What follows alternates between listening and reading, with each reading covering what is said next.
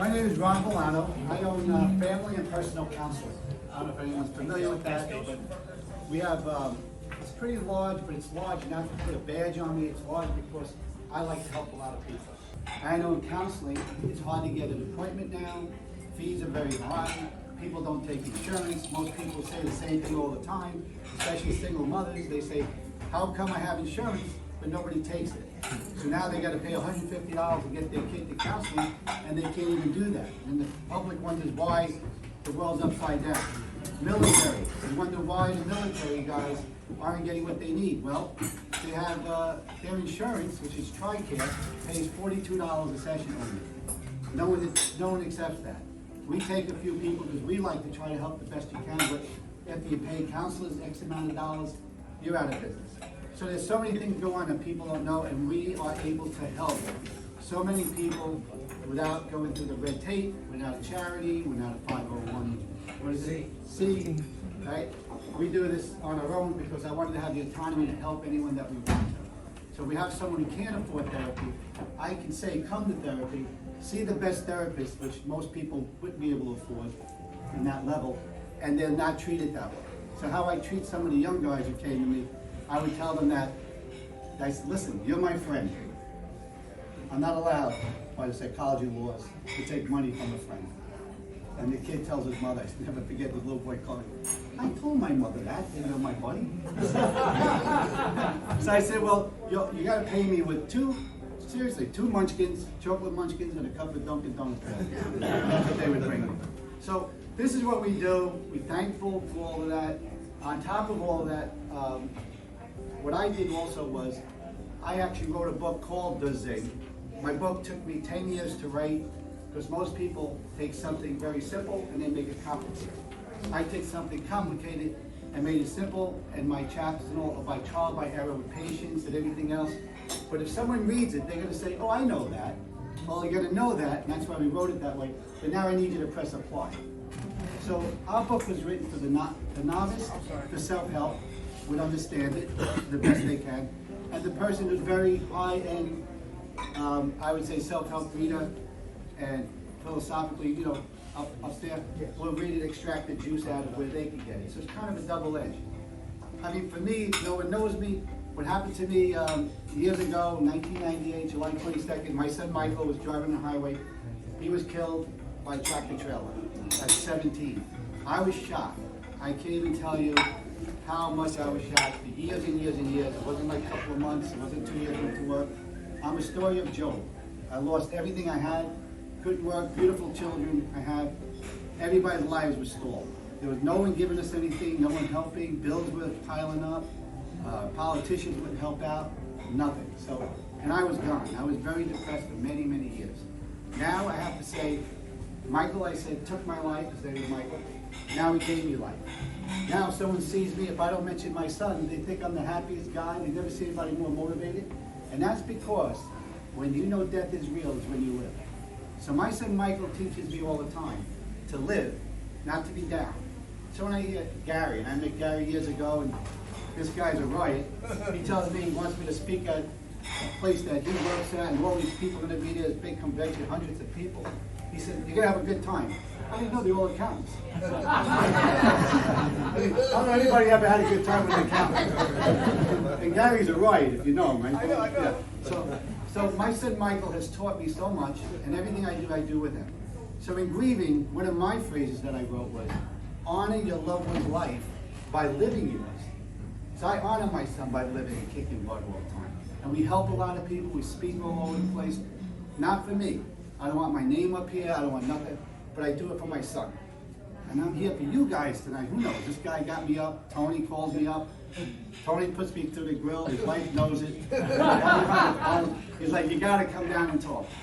I don't really like to be a feature guy, believe it or not. I kind of force myself up, and my team says, oh no, get up there, you gotta do it.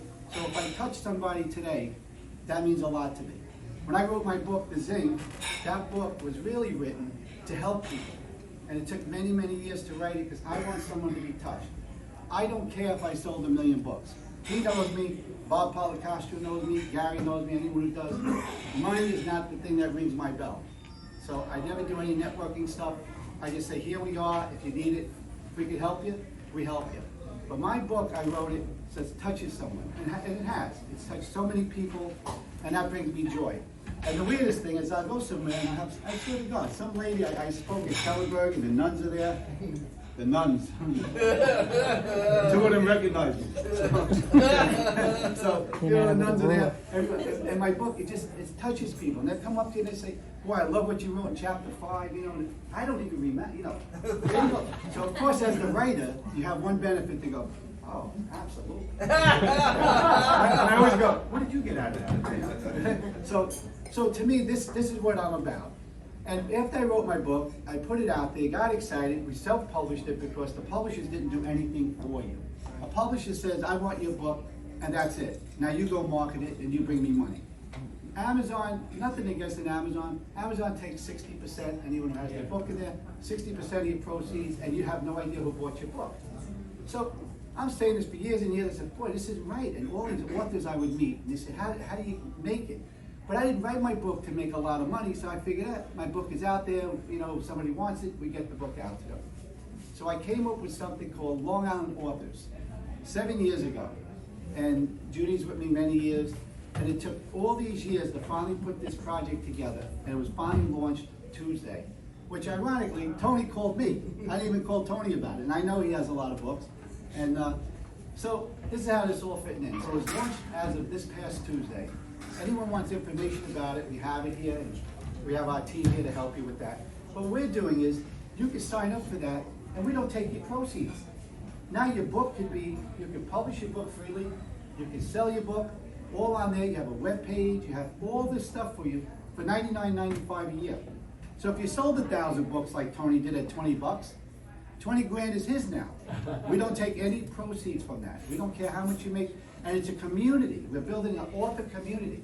Because these authors, every single one here, if you wrote a book, I heard you talking, people don't understand. When you write a book, that's your heart is on those papers, correct? He wrote it, you're thinking about it, he loves his book. When you see the authors on our site, these books are amazing. There's one lady who has a book. What was the book, Judy, that I like? I think it should be a Hallmark movie.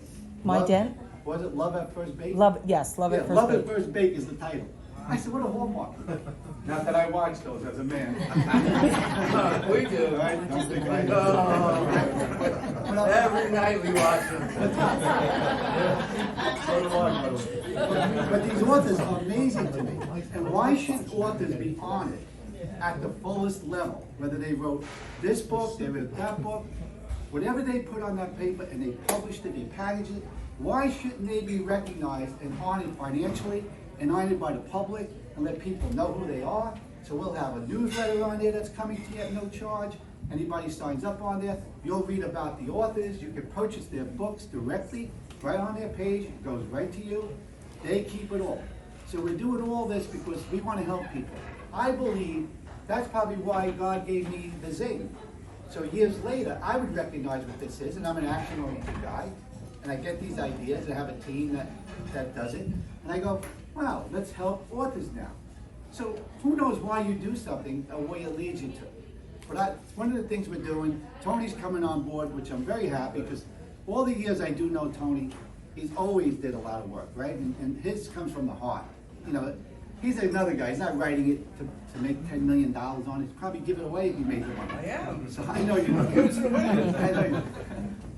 But my point is, anybody interested in that, if you know someone who wrote a book, or you need information, everything's right there. Judy's here tonight, Dina's here, who works for me as well. And Bob Policastro, I know a long time, people know Bob, I guess, from Angela's house, right? We're together, I don't even know how many years, Bob, would you say? We met, I hate to say this. Uh-oh. We don't date, just so you guys know.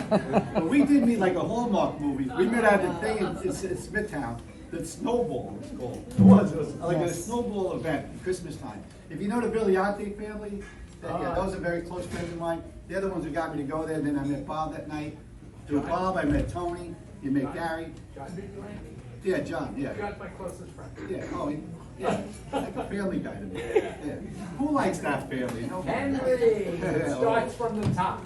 The Villano family, right? Forget about it. But my point is, if anybody has any questions about anything, if you want to know about counseling, and what these guys are doing with the suicide as well, we work with a lot of people come in, and I believe our office, with our therapists, we have prevented so many people who wanted to go out and take their lives.